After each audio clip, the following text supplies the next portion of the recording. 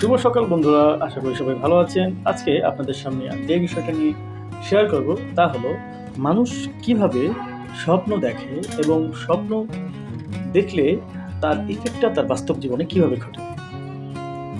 আমরা যদি বৈজ্ঞানিক দৃষ্টিকোণ থেকে যাই তাহলে বৈজ্ঞানিক পরিভাষায় যার মস্তিষ্ক সচল থাকে, অ্যাক্টিভ থাকে সবসময়, তারাই সবচেয়ে বেশি স্বপ্ন দেখে। এটা রিসার্চ করে দেখা গিয়েছে।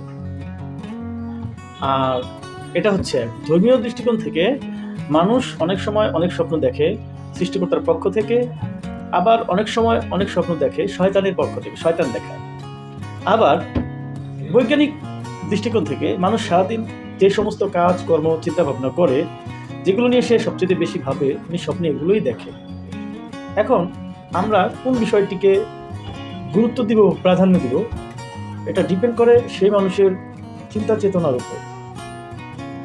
আপনি যদি নিজের স্বপ্নগুলোকে যদি বৈজ্ঞানিকভাবে ব্যাখ্যা করেন যে আমি সারাদিন আসলে আজকে এরকম একটা স্বপ্ন দেখেছি, গত পরশু দিন এরকম একটা স্বপ্ন দেখেছি, এই স্বপ্নগুলোতে আসলে বাস্তবিক কাজকর্ম তারপরে চিন্তাভাবনার প্রতিফলন কতটুকু আছে, এটা যদি আপনি মেলান তাহলে কিন্তু আপনি পরিষ্কার হয়ে যাচ্ছেন যে এটা আসলে আপনার চিন্তাভাবনার ফসল কিনা। যদি তা না হয় তাহলে বুঝবেন এটা আপনার চিন্তাভাবনার ফসল না, এটা একটা সৃষ্টিকর্তার পক্ষ থেকে আপনার একটা যে কোনো একটা বার্তা এসেছে।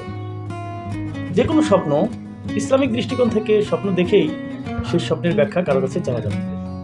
হ্যাঁ, আপনি চাইতে পারেন যে সমস্ত মানুষজন আপনার ভালো চায় অথবা কোনো ইসলামিক বিশেষজ্ঞ আলেম, ওনাদেরকে জিজ্ঞাসা করলে ওনারা স্বপ্নের এই বিষয়গুলো হাদিসগুলো জানে বিধায় ওনারা জানাতানো কোনো ব্যাখ্যা দেন।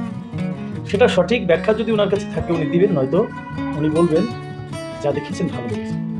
কিন্তু আপনি যদি কোনো দুষ্ট লোকের কাছে যান এবং সে যদি কোনো স্বপ্নের ব্যাখ্যা না জানে কিন্তু একটা ব্যাখ্যা দিয়ে দিল, আপনার সাথে কিন্তু ওই ঘটনাটাই ঘটবে। সুতরাং স্বপ্ন দেখে যাকে তাকে বলা যাবে। অনেক সময় আমরা অনেক ভয়ঙ্কর স্বপ্ন দেখি, অনেক উদ্ভট স্বপ্ন দেখি, এমন স্বপ্ন যা কল্পনা অতীত। এই ধরনের স্বপ্নগুলো শয়তানের পক্ষ থেকে আসে, অনেক ভয়ঙ্কর স্বপ্ন।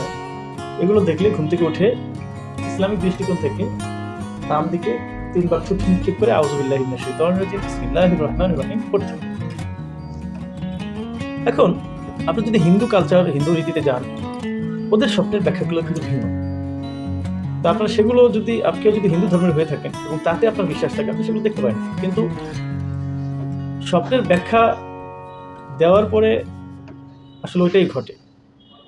আপনি একজন হিন্দু পণ্ডিতের কাছে যান, উনি যদি ওনার অনুমান করে একটা ব্যাখ্যা আপনাকে দিয়ে দেয়, যিনি ব্যাখ্যা দিলেন সেই ব্যাখ্যা অনুযায়ী কিন্তু ঘটনা ঘটে। সুতরাং এখানে তার পণ্ডিতের কোনো ভ্যালু নাই। এখানে ভ্যালুটা কি উঠলো, হাদিসের ভিতরে আছে যেই ব্যাখ্যা দেওয়া হবে সেই ব্যাখ্যাই সেটাই ঘটবে। যদি তাই হয় তার মানে এখানে হাদিসটা স্পষ্ট প্রমাণিত। কেউ যদি কোনো ব্যাখ্যা দেয় এবং সেই ব্যাখ্যাটা যদি পরবর্তী দেখা যায় সেটা হয়ে গিয়েছে, তার মানে হাদিসটা পুরোপুরি সঠিক।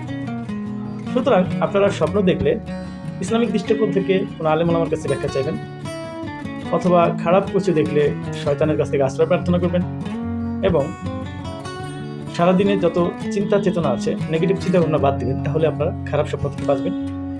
এবং স্বপ্ন দেখাটা ভালো যদি খারাপ স্বপ্ন না দেখেন।